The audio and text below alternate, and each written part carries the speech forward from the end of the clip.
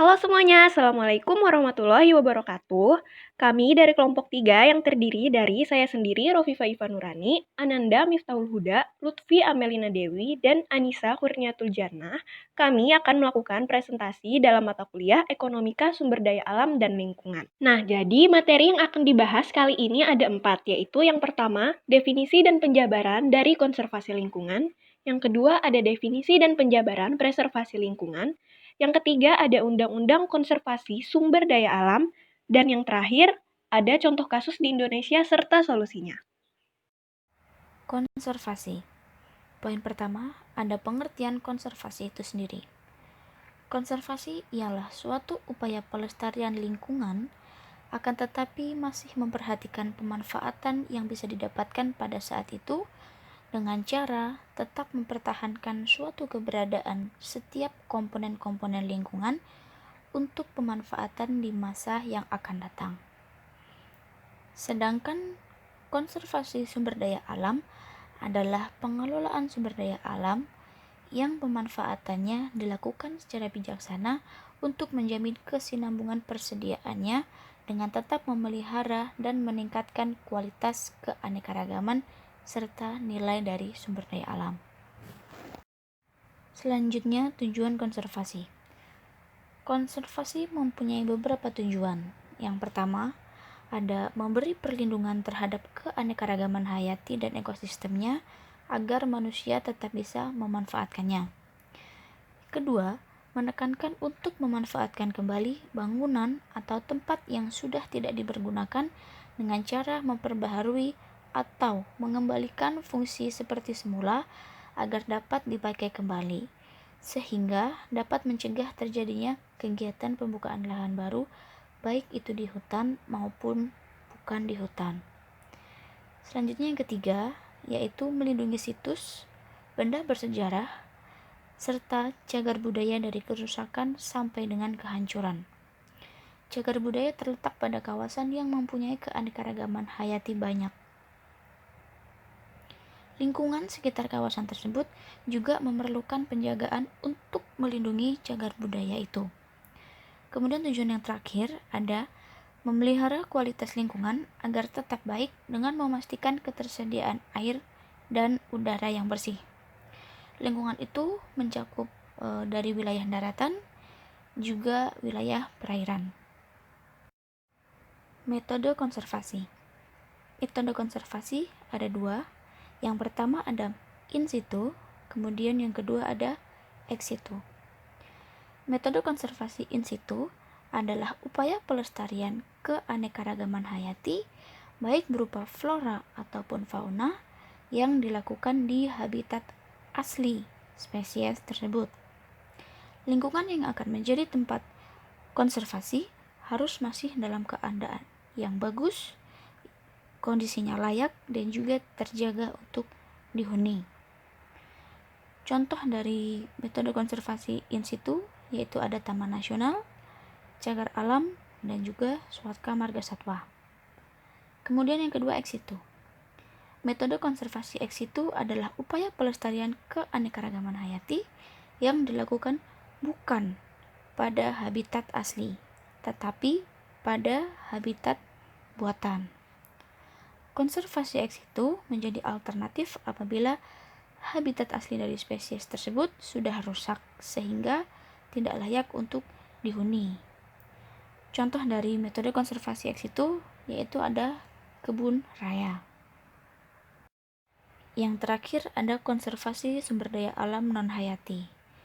Selain konservasi untuk sumber daya alam hayati, ada juga konservasi untuk sumber daya alam yang non-hayati. Yang pertama ada konservasi tanah, kedua ada konservasi air, kemudian yang ketiga ada daerah aliran sungai atau DAS. Yang pertama, konservasi tanah. Konservasi tanah diartikan sebagai penempatan setiap bidang tanah pada cara penggunaan yang sesuai dengan kemampuan tanah tersebut dan memperlakukannya sesuai dengan syarat-syarat yang diperlukan agar tidak terjadi kerusakan tanah. Kemudian yang kedua, konservasi air. Konservasi air adalah penggunaan air yang jatuh ke tanah seefisien mungkin dan pengaturan waktu aliran sehingga tidak terjadi banjir yang merusak dan terdapat cukup air pada waktu musim kemarau. Kemudian yang terakhir ada daerah aliran sungai. DAS ini merupakan wilayah yang dibatasi oleh batas alam atau topografi, di mana aliran permukaan yang jatuh akan mengalir ke sungai-sungai kecil menuju ke sungai besar yang akhirnya mencapai danau atau laut. Pengelolaan daerah aliran sungai berupaya untuk menyelaraskan dikotomi antara kepentingan ekonomi dan juga ekologi. Yang selanjutnya di sini saya akan menjelaskan tentang apa itu preservasi lingkungan. Jadi, preservasi adalah kata yang berasal dari bahasa Inggris yaitu preservation, yang berarti pemeliharaan atau pengawetan. Pelestarian lingkungan dalam arti preservasi adalah upaya untuk mempertahankan kondisi saat ini dari suatu wilayah, unit biologis, ataupun ekosistem yang ada di bumi. Hal ini disebabkan karena adanya kekhawatiran bahwa manusia merambah lingkungan hingga tingkat merusak, bahkan mengubah kondisi bentang alam seperti alih fungsi hutan untuk pertanian, perkebunan, perumahan, industri, ataupun wisata massal.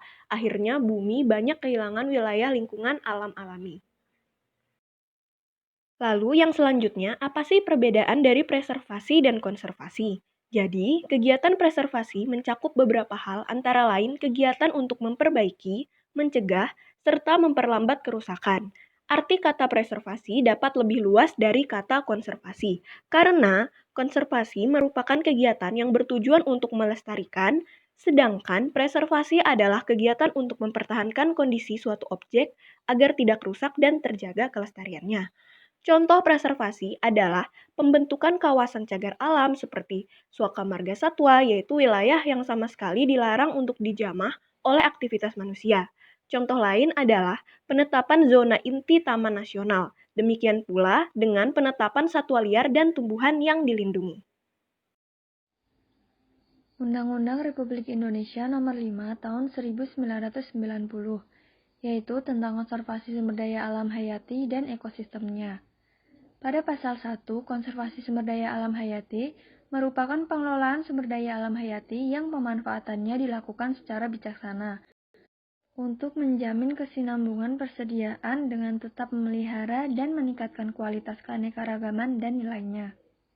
Kemudian pasal 2, konservasi sumber daya alam hayati dan ekosistemnya, yaitu berdasarkan pelestarian kemampuan dan pemanfaatan alam hayati dan ekosistemnya secara serasi dan seimbang.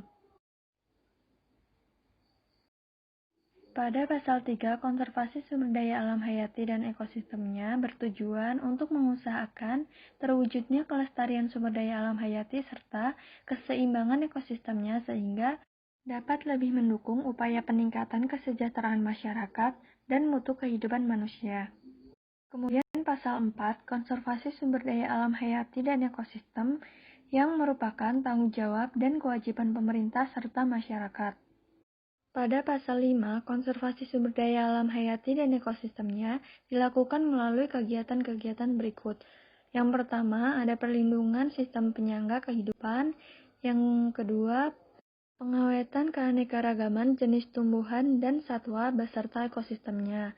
Dan yang terakhir, ada pemanfaatan secara lestari sumber daya alam hayati dan ekosistemnya. Kasus penyelewengan terhadap wilayah konservasi di Indonesia. Kawasan konservasi sejatinya tertutup untuk kegiatan yang bukan kehutanan. Aktivitas seperti pertambangan atau perkebunan kelapa sawit di kawasan konservasi melanggar Undang-Undang Nomor 41 Tahun 1999 tentang Kehutanan dan Undang-Undang Nomor 5 Tahun 1990 tentang Konservasi Sumber Daya Alam Hayati. Banyak perusahaan yang didapati beroperasi di kawasan konservasi atau hutan lindung. Sekitar 1.200 hektar kawasan konservasi atau koridor KEE, kawasan ekonomi esensial, di Kabupaten Ketapang, terancam rusak dampak pengembangan pertambangan oleh PT Laman Mining. Kawasan koridor KEE seluas 1.200 hektar tersebut sepanjang 6 km berada di Desa Laman Satong, Kecamatan Matan Hilir, Kabupaten Ketapang. atau tepatnya berada di areal dua perusahaan sawit PT GMS dan PT KAL. Tercatat di kawasan koridor KAE tersebut menjadi habitat sekitar 120 individu orangutan. Kemudian bekantan, lutung merah, bahkan juga ada buaya, oa, reptil, dan lainnya.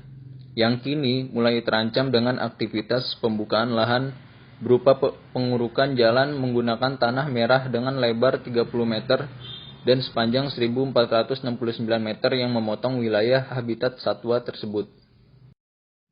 Solusi permasalahan terkait lewat kebijakan pemerintah. Yang pertama, perlu ada law enforcement secara tegas dan konsekuensi terhadap para pihak dan pelaku. Yang kedua, intervensi kebijakan berupa peninjauan ulang pemberian izin untuk pembuatan jalan koridor yang melewati Taman Nasional. Yang ketiga, untuk mengatasi persekongkolan antara oknum masyarakat adat, pendatang, pemodal, dan aparat bisa dilakukan dengan dua cara, yaitu jalur ligitasi dan non-ligitasi. Ya, jadi itu tadi penjelasan dan presentasi dari kelompok kami. Kami mohon maaf apabila masih banyak kesalahan dan terima kasih telah mendengarkan hingga selesai. Akhir kata kami ucapkan wassalamualaikum warahmatullahi wabarakatuh.